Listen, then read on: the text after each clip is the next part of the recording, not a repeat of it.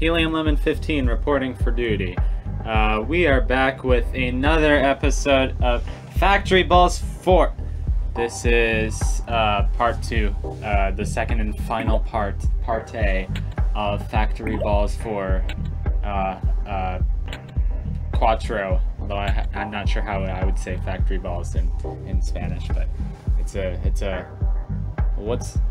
balls is just bull, football. Anyway, today is January 26th. We've almost made it out of the cold months, I guess. I don't know. Winter is fun if you have snow and, I don't know, pretty snow. But other than that, I don't know. So, but complaining about winter isn't very original. I've actually been enjoying this month somewhat so far. I mean, I don't know. Today has been an incredibly lazy day, but actually I've been doing homework. Trying to do homework on a Saturday just because I like to stay on top of things and be organized now that I'm in college. But I have been playing a little bit of Kirby and the Amazing Mirror. I have no idea what the heck I'm doing in that game, but today I made it to, I found some star that led to Candy Constellation, and I was like, oh my gosh, it's Candy Constellation, this is like the last level or something, and it's a space level, and really it was so pretty, but I had no way to get out, so I was like, what do I do, man? So that's going to be a game which I don't know if I'm going to use a walkthrough for it or what I'm going to do, but it's going to be fun, and don't know when I'm going to LP it, but I like it. It's fun. It's a very different Kirby game, so that's why I like it. But yeah, this game, like I've stated before, is a simple kind of point-and-click puzzle game by this guy Bart Bonte. He's a Belgian game developer, and I messed that up. So yeah, you want to put the red on before the nose gets made, and then put the white on, I guess, after the nose gets made. I like that mechanic. It's because like the paint cans are the size of these little plastic balls. I like to imagine they're ping pong balls or something. And if you have something that's kind of sticking out of the shape, like that nose there, for example, you have to like picture it not being able to fit into the paint can. So I like that. I like that aspect of how the puzzles are designed. Are we really at 3 minutes already? Yeah, and go check out Bart Bonte. He's a Belgian indie games designer. I'm definitely going to put a link to his stuff in the video. And he has games. He has games about cats, What's Not to Love. He has games about sugar, What's Not to Love. He has games about penguins and keys, What's Not to Love. I completely lost my train of thought there. And he has like a little blog where he reposts other like browser games that he finds cool or interesting. So that's actually where I was while I was waiting to record this video. Just waiting for my video file to load or whatever. And he had posted some game called It's Just a Game of Tic-Tac-Toe, or It's Just Tic-Tac-Toe.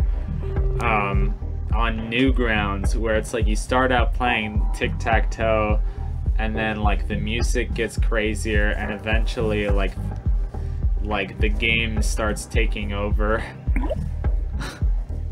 Like it makes it impossible for you to win because the game starts taking over. But it's not actually impossible. It's still pretty easy. But it's just kind of a comedy game. It's like what if you're playing a game of tic-tac-toe and it got taken over. So yeah, that's cool. I like discovering little like indie games, indie films. No, Strong Vadia does not have a hideous growth on my butt. I mean, an independent film festival. I get those things confused. Anyway, I keep telling myself I should sit down and I should watch Homestar Runner because that would be fun, but I haven't. But I still, like, my dad and I still laugh about, like, the radio email where he's, like, imitating public radio, and he's like, first up is public radio, smooth and smarmy. This week on Capitol Hill, the fish was delish, and according to UN secretaries, it made quite a dish. You're listening to member-supported public radio. Next up is the Drive Time. Next up are Drive Time comics. You know, or I don't know what it is. They're like those bad stand-up comics that you can't heckle or jackal.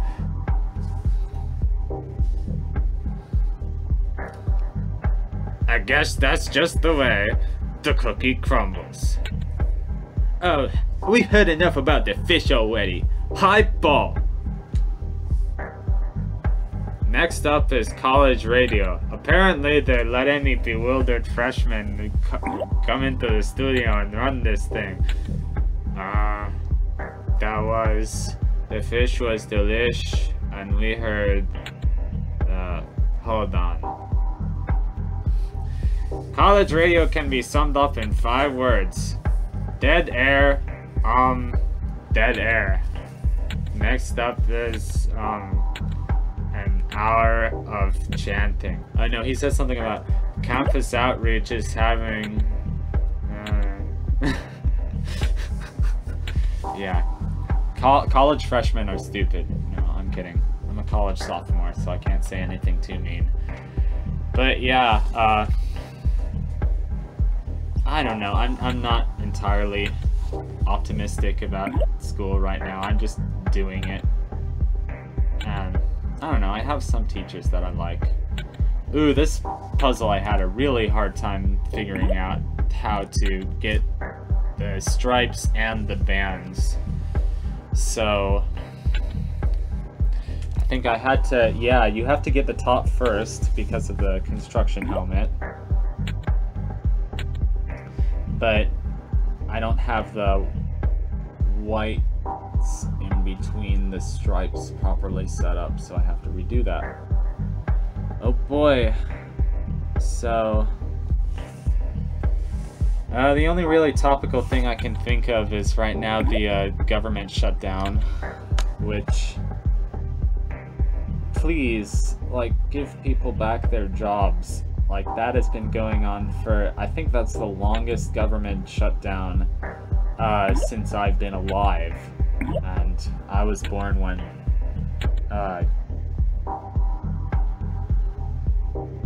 George Bush was just starting to be president, I think. I was probably born during the tail end of the Clinton presidency, so I don't really care. But yeah, I do not remember a government shutdown lasting this long. Like, it's lasted most of this month. Like, I remember one lasting maybe a week, but I don't know. Honestly, have no idea how our government is even going to function. But I don't know. I'm not too worried about these things. In other news, what video games have I been playing? I mean, replaying The Desolate Hope, there's that. Crap, I can't remember what else I've been playing. I know I played something recently.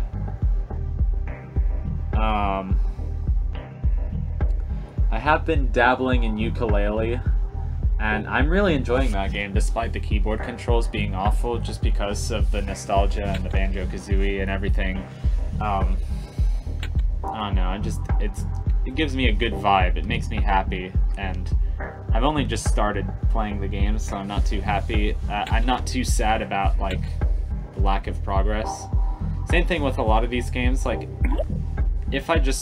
I've figured that with the number of games that I have right now, the best thing is just to mess around with them and see if I can make any progress. Just to kind of enjoy them, and I don't know, if I'm really frustrated with the fact that I'm not making any progress, then I'll look up a walkthrough. But I don't know, it's weird. Like, people say, oh, you should never look at a walkthrough. I think I finally got this puzzle, by the way. I honestly don't remember. Oh, well, I have been playing the Dream Machine, and that's kind of this, I probably talked about it before, but it's this really cool, like, point and click, puzzle game.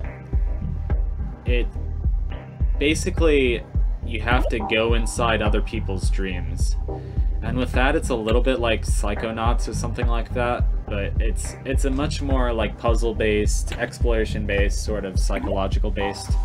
I don't know, I don't honestly know much about Psychonauts, but it looks like it's a bit more of a 3D platformer. But the Dream Machine is really trippy, and it's really cool. And yeah, so there's that. That's what I've been playing. What else? There are some other games that I really want to play. I'm really impressed with anything that Amanita Design is doing, which they're the Czech indie developers that have made Botanicula, Machinarium, the Samorost series. They recently made a game called Chuchel. They're coming out with some new game, I think it's called Creeks, where you're like in this big sort of old building, but it's like a village of connected buildings, and it's got this very like awesome illustrated feeling, and sort of very dark, but sort of very a sense of absurd humor. And that's, I love Amanita games, our Amanita Design so much. I have Machinarium and Samorost 2, but the only game that I've played is Samorost 3. So I gotta play more of their games. I don't know what I'm waiting for. Well, I know what I'm waiting for, but now why do I have, oh, so this one, we have like this weird like belt thing that we gotta do. All this stuff is reminding me of like Bob the Builder, but I know that's like really stupid, and just like all I know about Bob the Builder, well, I did used to watch it a little bit, but not seriously, but like all I know is that, I mean, I liked the stop motion part of it. I thought that was cool, but now it's like weird, apparently. Like it's all like computer animated, and it's all like stupid, and kids these days don't know how to watch good television. And anyway, was I gonna say anything else? Oh, I watched this really interesting video by my internet hero, Jonochrome, who's a game designer, and he talked about sort of the disappointments that he had with the game design of A Hat in Time, which it's been a while after A Hat in Time came out, but I remember the Kickstarter and how they were plugging it as like, we're going to make this game that's a spiritual successor to Mario 64 and Banjo-Kazooie and the great games on the N64 era.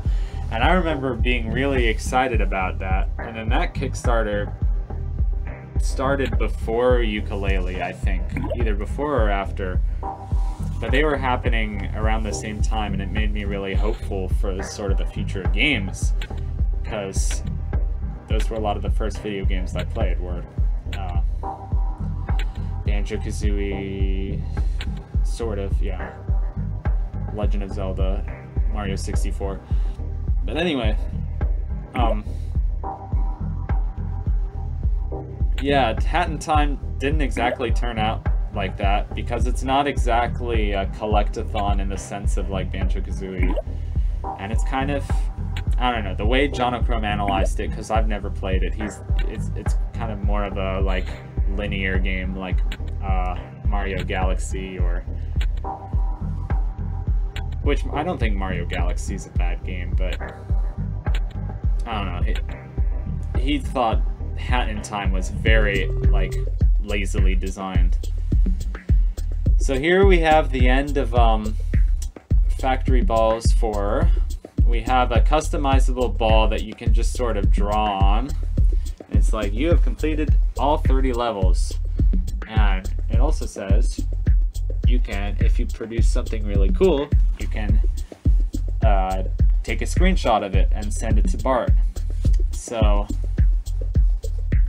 I decided to write, "Thank you, Bart," smiley face, and I actually got an email back from him.